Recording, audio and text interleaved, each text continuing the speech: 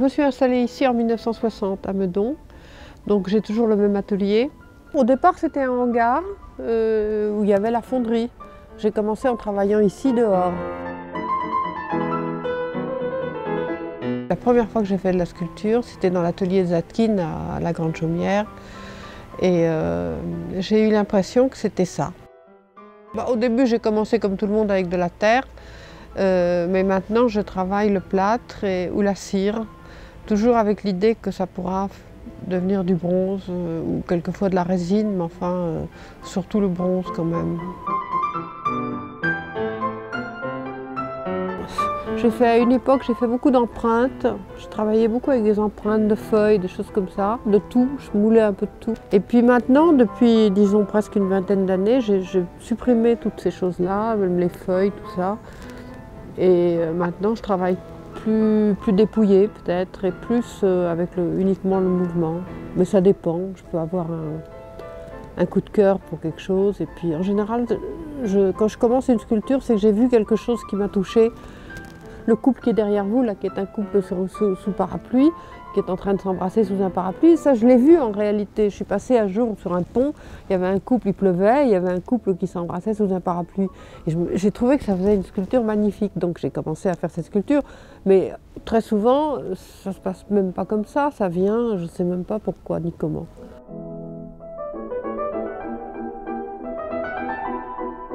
Le mouvement m'intéresse beaucoup, oui, effectivement, depuis un certain temps, pas depuis toujours, parce qu'au début, je ne savais pas très bien où j'allais.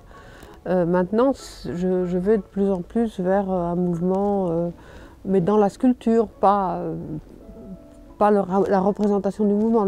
Je veux que la sculpture elle-même soit en mouvement, c'est-à-dire en déséquilibre, en perte d'équilibre, c'est ça qui m'intéresse, mais je ne peux pas tellement dire pourquoi. C'est peut-être la contradiction entre le fait que la sculpture est un art assez statique et le mouvement, c'est le contraire d'une certaine façon.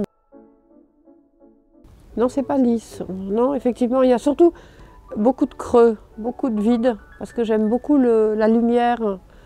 L'ombre est introduite par le vide et l'ombre, pour moi, compte autant que le plein. Enfin, le vide compte autant que le plein. L'ombre amène la lumière, quoi. Et pour moi, c'est indispensable. Le volume lui-même me satisfait pas, j'arrive pas. À une époque, j'ai fait des sculptures qui étaient presque, pas abstraites, j'aime pas le mot, mais enfin qui n'avaient pas de...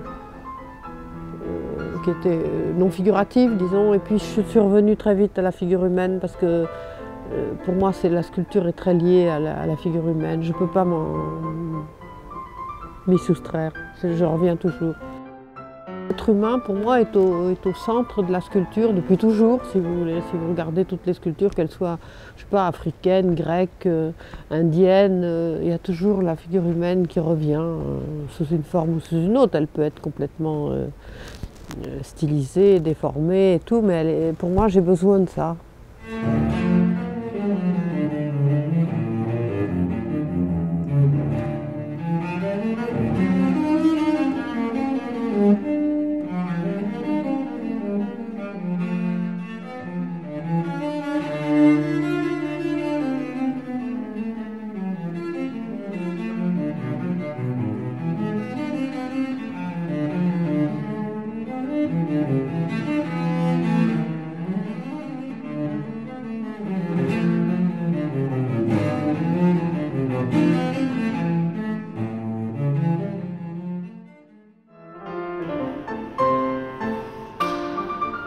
C'est toujours un transport compliqué, oui, parce que en même temps c'est assez fragile, c'est lourd, et il faut des grands camions, il faut tout ça. Enfin, la sculpture, c'est pas la peinture, hein, c'est quand même d'autres problèmes, disons.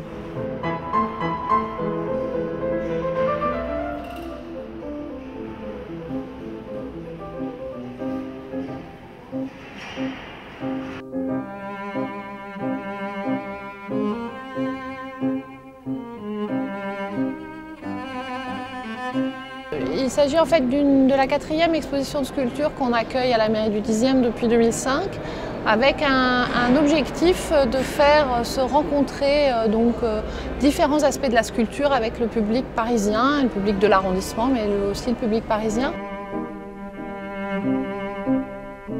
Pour l'exposition d'aujourd'hui, il s'agit donc de Roselyne Granet, qui est une sculptrice vivante, comme tous les autres sculpteurs qui ont été accueillis dans la mairie du 10e, qui, par son style figuratif et très lyrique, nous permettait de montrer une autre facette de la sculpture aujourd'hui.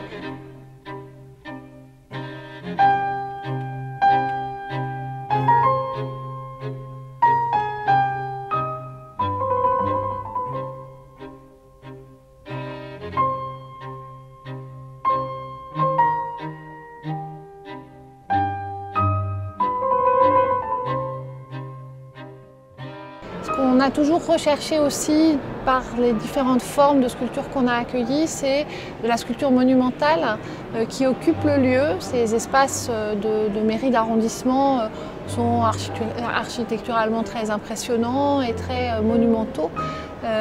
Ce sont aussi des espaces formidables qui appartiennent à tous les Parisiens et qu'on essaye de leur rendre en les faisant être envahis par les œuvres d'art et comme ça permettre ces rencontres.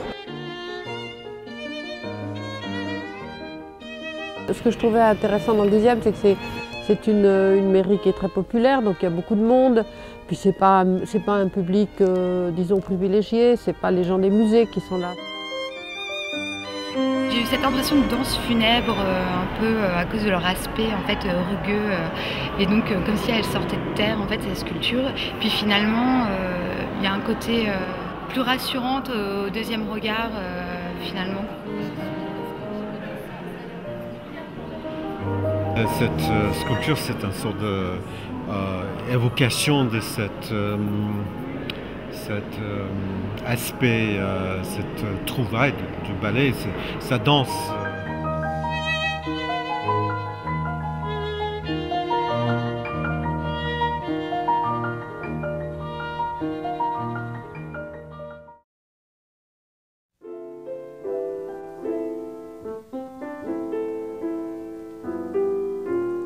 Autumn in New York, why does it seem so inviting?